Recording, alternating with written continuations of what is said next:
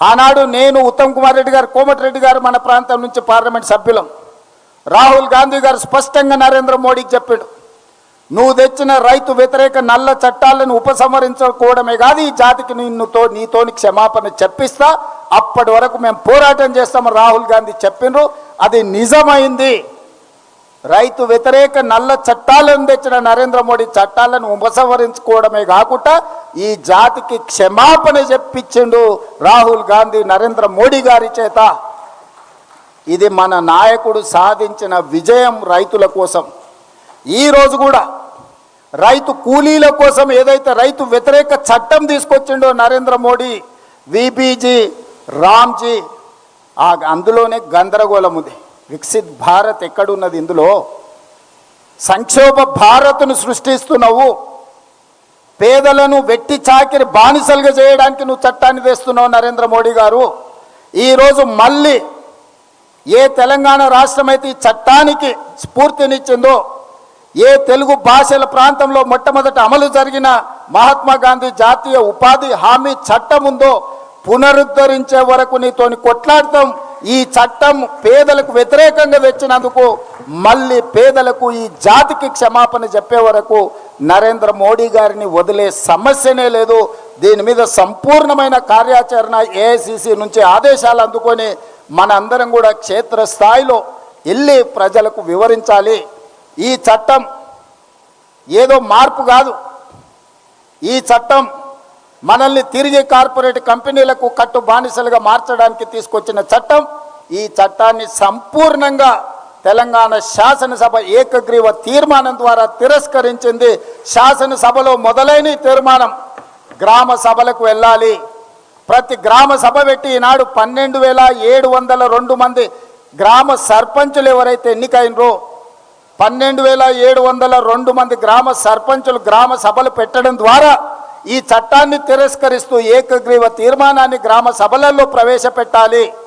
జనవరి 20 తారీఖు నుంచి 30 తారీఖు లోపల ప్రతి గ్రామ పంచాయతీలో గ్రామ సభ నిర్వహించడం ద్వారా ఈ 10 రోజుల్లో ప్రతి గ్రామ సభలో కేంద్ర ప్రభుత్వం ప్రవేశపెట్టిన ఈ రైతు కూలీ వ్యతిరేక చట్టాన్ని, జాతీయ ఉపాధి హామీ పథక రూపురేఖల మార్పును వ్యతిరేకిస్తూ గ్రామ సభలలో తీర్మానం ప్రవేశపెట్టాలి. ఎగ్జాక్ట్గా ఏ తీర్మానం ప్రవేశపెట్టాలనో మొన్న శాసనసభలో సీతక్క గారు శాసనసభలో ప్రవేశపెట్టిన తీర్మానం యొక్క మ్యాటర్ని, ఆ వివరాలన్నిటిని కూడా గ్రామ సభలకు పంపాలి. ఇది గ్రామ సభల సర్పంచుల బాధ్యతనే కాదు, ప్రతి ఒక్క ప్రజాప్రతినిధి యొక్క బాధ్యత. అందుకే ఈరోజు ప్రతి శాసనసభలో ఉండే శాసనసభ్యుడు తన నియోజకవర్గంలో పూర్తి స్థాయిలో ఈ కార్యాచరణ అమలు చేయడానికి వాళ్ళు పూనుకోవాలి. అదేవిధంగా శాసన మండలి సభ్యులు, పార్లమెంట్ సభ్యులు క్షేత్రస్థాయిలో తిరగాలి. ఈరోజు 15 మంది ఏదైతే మంత్రులు ఉన్నారో హైదరాబాద్, సికింద్రాబాదులో ఉపాధి హామీ పథకం ఉండదు. ఈ 2 పార్లమెంట్లను పక్కన పెడితే 15 పార్లమెంటు స్థానాలలో 15 మంది మంత్రులను ఒక్కొక్క పార్లమెంటుకు ఒక్కొక్క మంత్రి ఇన్ఛార్జిగా బాధ్యత తీసుకొని ఆ పార్లమెంటు పరిధిలో ఉన్న ప్రతి గ్రామ పంచాయతీలో తీర్మానాలు జరిగే విధంగా తీర్మాన కాపీలను సేకరించే విధంగా 15 మంది మంత్రులను 15 పార్లమెంట్లకు బాధ్యత వేయాల్సిందిగా నేను ఏఐసిసి ఇన్ఛార్జ్ మీనాక్షి నటరాజన్ గారికి, మా మిత్రులు మహేష్ కుమార్ గౌడ్ గారికి విజ్ఞప్తి చేస్తున్నాను.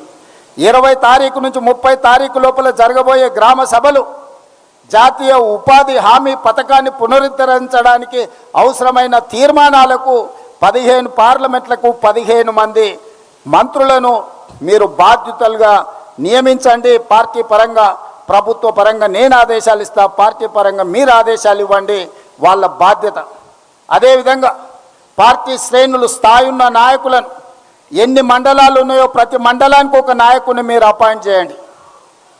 జిల్లా స్థాయి నాయకులను, రాష్ట్ర స్థాయి నాయకులను, జాతీయ స్థాయి నాయకులు కూడా ఈ కార్యక్రమంలో పాల్గొనాలి. ఒక్కొక్కరు ఒక మండల బాధ్యత తీసుకోవాలి.